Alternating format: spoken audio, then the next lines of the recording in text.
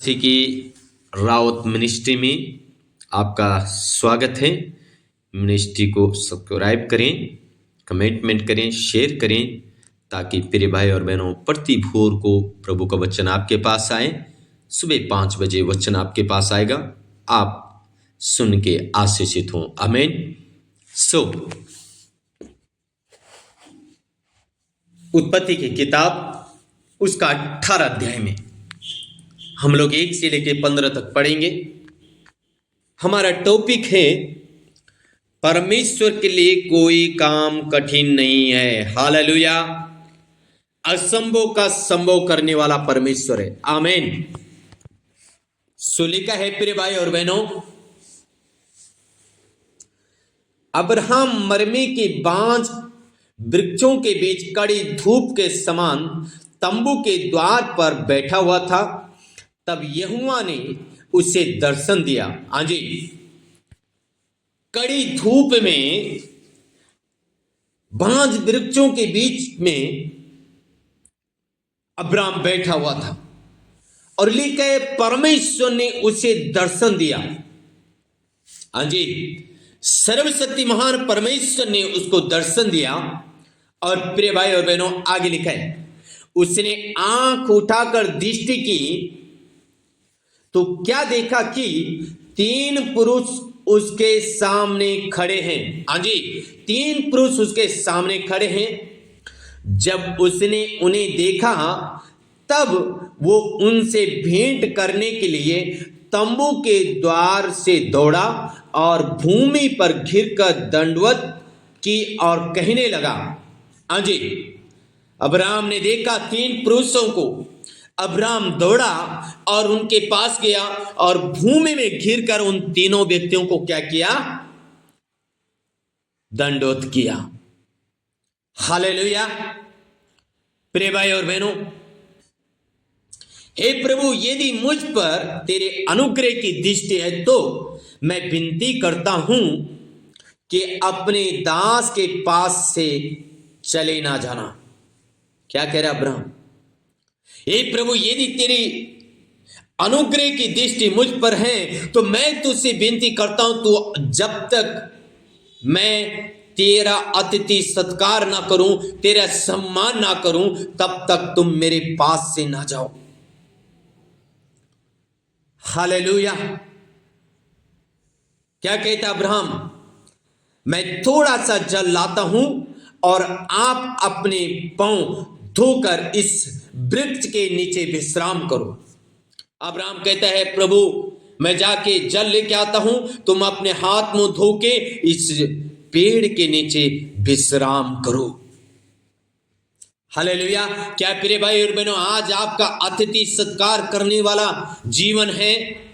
अगर आप एक अतिथि सत्कार करने वाले व्यक्ति हैं, आपकी आशीषें आपके पास रहती है, आपकी आशीषें आपके पास आती है। कई बार ऐसे स्वर्गदूत हमारे पास आते हैं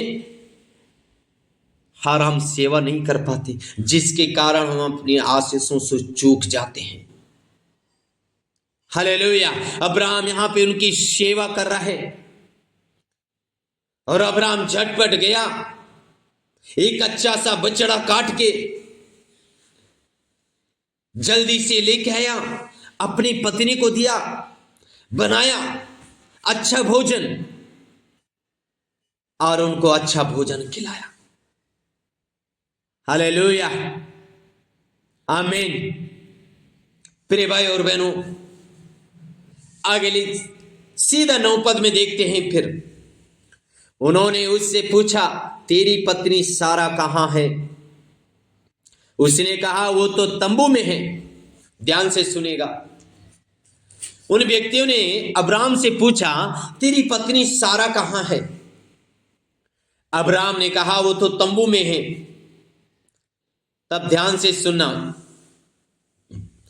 उसने कहा, मैं बसंत ऋतु में निश्चय तेरे पास फिर आऊंगा और तेरी पत्नी सारा के एक पुत्र उत्पन्न होगा।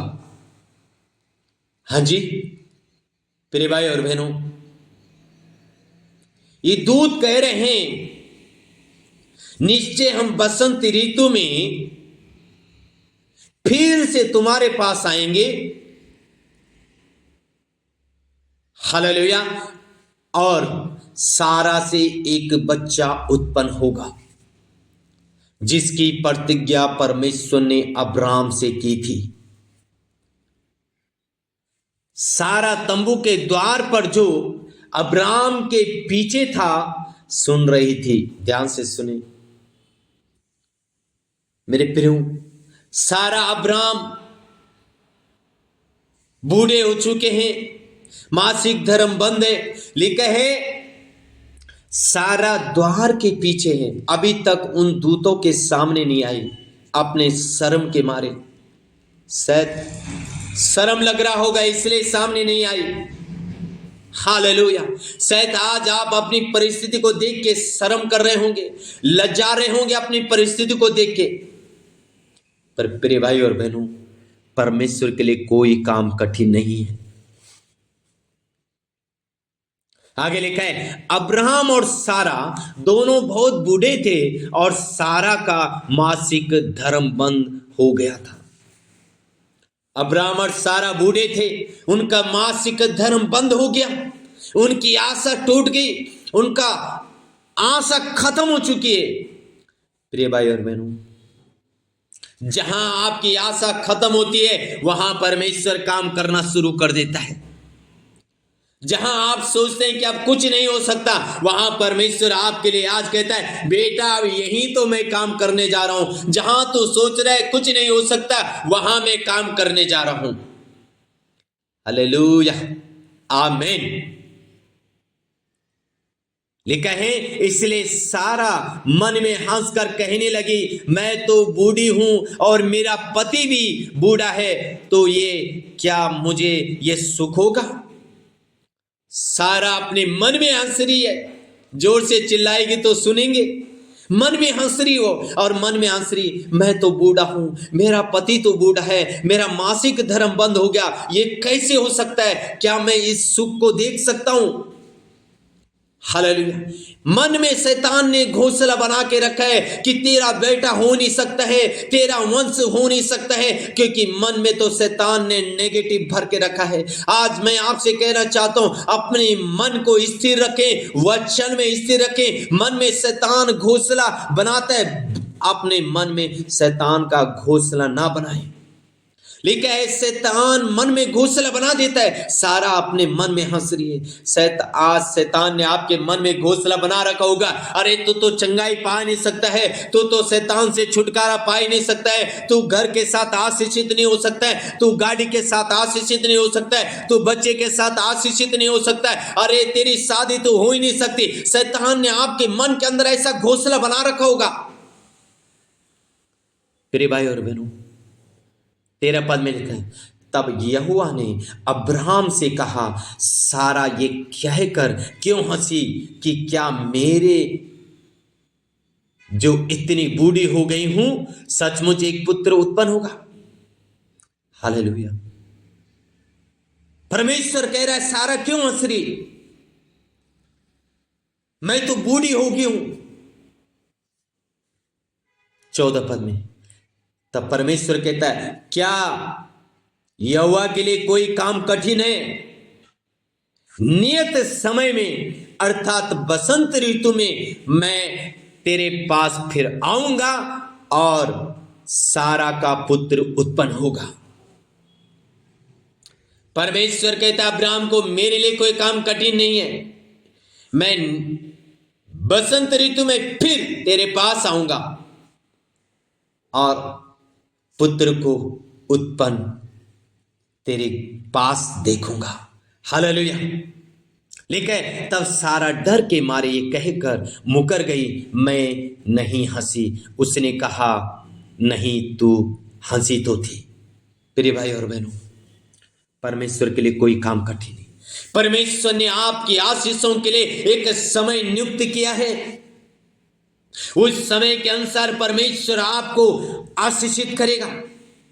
इसलिए अपने मन में शैतान का एक घोंसला ना बनने दें। शैतान सारा के मन में घोंसला बना के बैठ गया। और सारा हंस रही है, ये कैसे हो सकता है, क्या मैं इस सुख को देखूंगा? परमेश्वर कहते हैं, क्या मेरे लिए कोई काम कठिन है? मेरे भाई और बहनों, परमेश्वर के लिए कोई काम कठिन नहीं है। जो असंभव का संभव करने वाला परमेश्वर आपके साथ है। उसने एक समय आपके लिए रखा है। आपका समय के अनुसार परमेश्वर नहीं, बल्कि अपने समय के अनुसार आपको ब्लेस करेगा। आमीन। सो के गॉड ब्लेस यू ऑल। प्रभु आशीष दे। परमेश्वर के लिए कोई काम कठिन नहीं है। आमीन।